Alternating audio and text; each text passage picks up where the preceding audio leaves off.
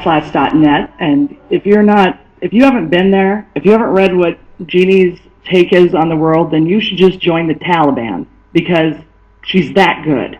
She's such a great writer. She makes people want to stop writing because she's that good. She is. I'm quite sure that's, what happened to Salinger. He just couldn't keep up. I kid. I miss him. So Jeanne Devon, you're breaking the story, and you read us what the letter said, a letter that you received in an unmarked envelope. Do you know where that envelope was mailed from, or was it just dropped off? It was mailed. It was postmarked Juneau. Ooh, that's curious. And that's all that I know. So it was an absolute mystery. And you got this weeks and weeks ago. Yes. So what else was in the envelope? 2 copies of the assessment paperwork from the Matsu borough, and I've linked to those. Those are public records. And that was showing the building valuation at $0, which it looks pretty nice for $0.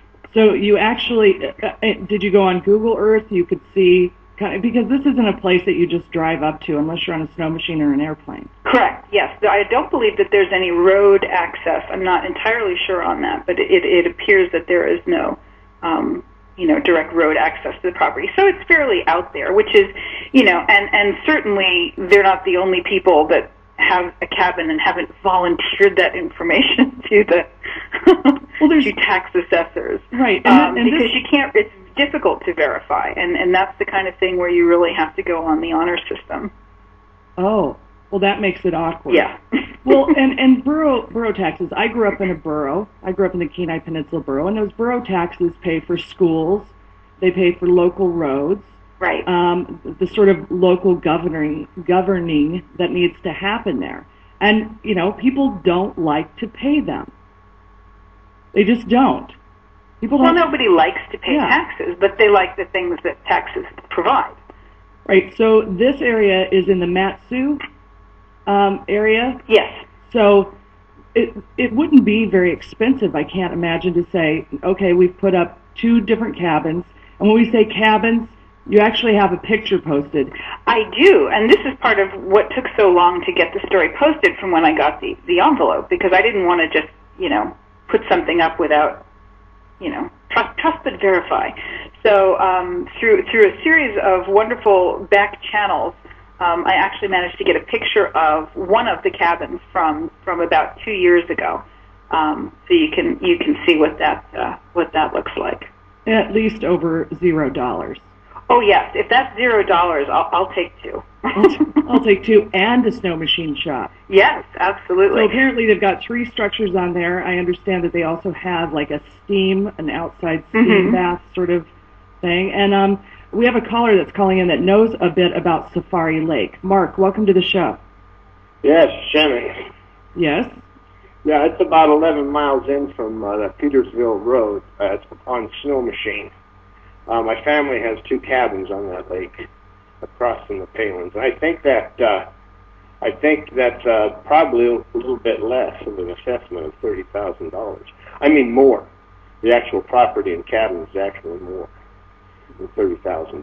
Well, have you seen their quote-unquote cabins? I mean, from the picture, They look nicer than some people's houses. A lot of houses in Alaska. Yeah, I know the area. That's where I met Todd. He snow machined across the lake to my brother's house. My brother's house is quite large, 2-story. Well, it's really nice to have vacation places in Alaska. It just is. It's great to get out and be able to enjoy the big outdoors, and I don't fault anyone for that, but for all of the frivolity that happens, frivolity, whatever the mandation that happens with Sarah Palin, criticizing people, I think it's interesting that she's, putting in at $0. Well, that's yet to be seen, but if I were Jeannie, I would go national with this, and to accentuate the impact, I'd have Tim Geithner and Charlie Rangel announce it, that she's not paying her taxes. I'm sure Rahm Emanuel would love to do that today. And I will be putting this up on the Huffington Post in a little bit. But oh, it's going to be fun. I can't wait. Yeah, I can't wait. It'll definitely be interesting. And, one of the funniest things... Thanks for calling, Mark. Go ahead. Thanks, Mark. I guess maybe not funny, but ironic things. And those who are listening locally will know Vic Coring, his name. But I guess back in, it was either 04 or 06, I'm not sure on the year, but Vic Coring wanted Sarah Palin to do a TV commercial for him. And we should update. Vic Coring, who was elected from that area, yes, who went to Juneau and basically sold his vote to Vico and went to prison for it. And got filmed taking cash. Cash. Yeah. Right. He was by the FBI and the Department of Justice. And he landed in jail over it. So, right. So that's a whole other story. Right, but I mean, he's that's why people would know who he is, because he's like the really, really big 8th grader that should have worn a helmet.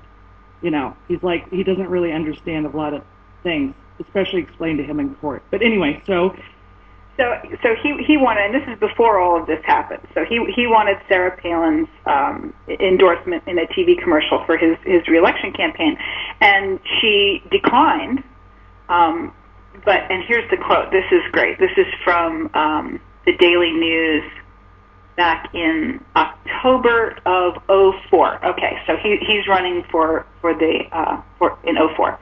Okay, so it says, in 2004, it came to light that Republican Representative Vic Coring owed the borough $2,277 in unpaid property taxes on property he owns off Knick-Goose Bay Road, according to borough records.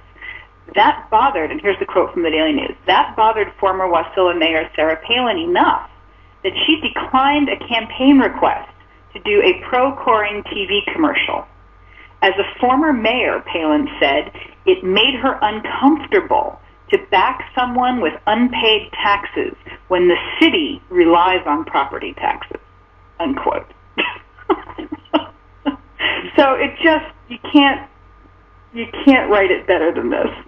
No, you really can't. And, not that, Vic Coring was a real dapper guy, but at the same time, the fact that she's quoted in the paper as that being the reason. Right.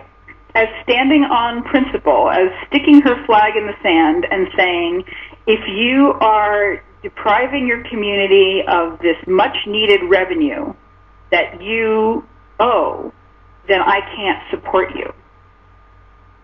That's outstanding. I know. I mean, this goes under, you can't make this up. You can't. And really, as I was putting up this post, I thought, I didn't write anything. You've got the borough records, you've got the letter, the mysterious letter that came in the envelope, and you've got a couple quotes, I have a couple other ones up there, from old Daily News, and really that's kind of all you need to know.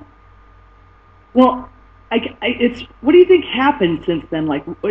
Obviously she had some principles then that she said, no, I don't want to go on the record for him publicly because, he didn't pay his taxes. And we really rely on those. We rely on those, for schools, for roads, for special needs classes, for all kinds of things. I mean, the borough really, that's why they have to have it. And if you want a local government, then that's usually where they find it. Right. I know that the Kenai Peninsula Borough also has a sales tax. I believe the Matsu Valley also does. So in looking at this, the fact that she's just like, well, what, are they better than all of us? Is she better than Vic Coring?